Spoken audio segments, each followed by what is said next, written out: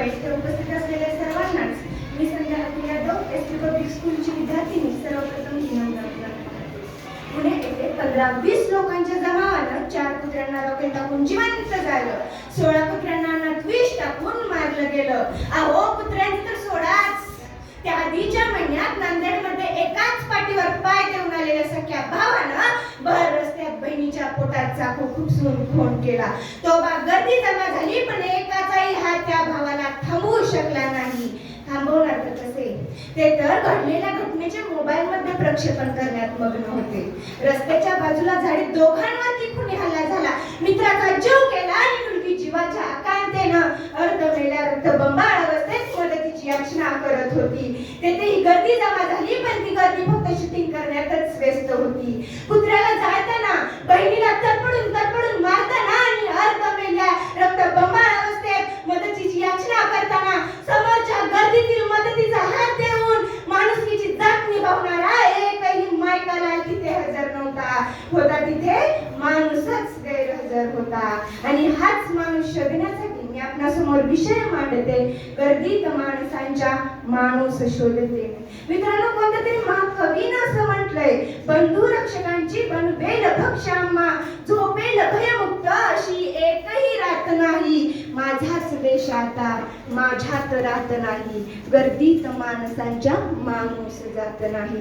मित्रांनो, किड्या मुंग्या पशु पक्षी राणे वने झाडात झुडपांच्या पसऱ्यात जगणाऱ्यांपेक्षा थोडासा तर्क मेंदू, 2 हात 2 पाय लाभलेली जमात म्हणजे माणूस.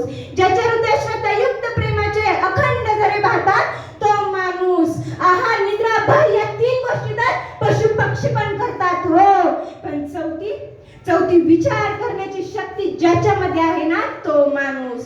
जीवशास्त्राच्या भाषेत सांगायचं झालं तर ज्याचा अंगठा या 4 बोटांपासून वेगळा झाला आणि खरं तर त्याच्या जीवावरती हा कर्तृत्वाचा डोलारा उभा केला अशी आणि निसर्गाची सर्वोत्तम निर्मिती म्हणजे माणूस.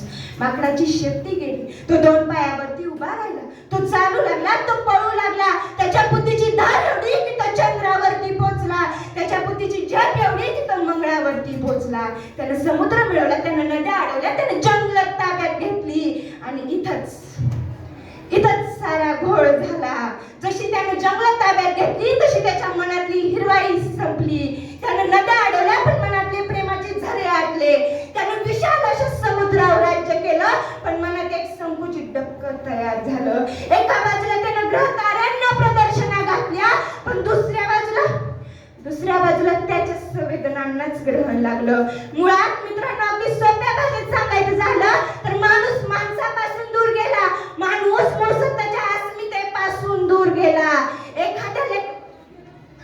संध्याकाळच्या जेवणाच्या वेळी घासातला घास बाजूला काढून वाटीभर भाजी शेजारच्या घरी नेऊन देणारी पिढी आज मुळात सुटलीये. एखाद्या लेकराला गरज आहे असं जेव्हा आम्हाला वाटत नाही ना, तेव्हा आमच्यातला माणूस हरवलाय.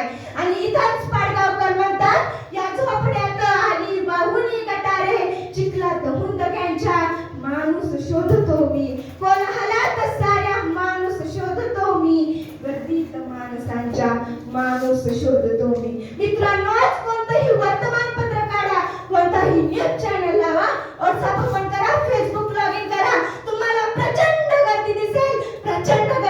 ती माणसांची, जी गर्दी थंड असते आया बहिणींची आबरूताना. गर्दी कुठे नाही, राशनच्या दुकानात गर्दी, हॉस्पिटल भोवती गर्दी, रेल्वेमध्ये गर्दी, बसमध्ये गर्दी, पण आसपास माणसं उपाशी आहेत, लेकरं शाळेत आहेत. असं सगळं बघायला आमच्या गर्दीला वेळ नाही हो. मातीच्या भिंतीने सिमेंटचा गिलावा आला, पण माणुसकीचा ओलावा मात्र पापुंद्रे उडावा असा उडून गेला. म्हणून खरं तर हा विषय व्यासपीठावर मांडण्याची गरज मला भासली. मित्रांनो, मान्य आहे मला, निसर्ग हा इतर प्राण्यांप्रमाणे माणूसही स्वार्थी असतो आणि ते त्यांना असावंही, पण आपलं बघल्यानंतर उरलेलं इतरांना देण्याची दानत माणूस सोडून सगळ्या प्राण्यांमध्ये असते. जंगलाचा राजा सिंह देखील स्वतःचं पोट भरल्यानंतर उरलेली शिकार इतर प्राण्यांसाठी ठेवून जातो. मुळात गर्दीत माणूस हरवण्याचं कारण माणसाचा अभ्यास आणि माणसाचा लोभसपणा. अडाणी बहिणाबाई याच माणसाला उद्देशून विचारतात, माणसा कधी होशील माणूस, लोभापायी झाला कानूस.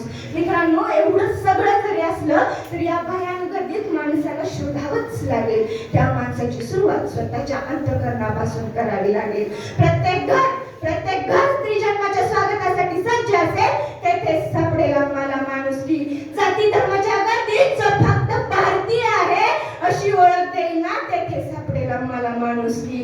हिंदू, मुस्लिम, शीख हे शब्द जेव्हा गाडले जातील या मातीत, तेव्हा खऱ्या अर्थाने होऊन येईल माणुसकी. त्यानंतर कधीच हा विषय व्यासपीठावर मांडण्याची गरज मला भासणार नाही, कारण ती गर्दी असेल ती माणुसकीच्या माणसांची, अस्सल माणसांची. शेवटी नामदेव ढसा म्हणतात, चंद्र सूर्य फिके पडतील असे सजग कार्य करा.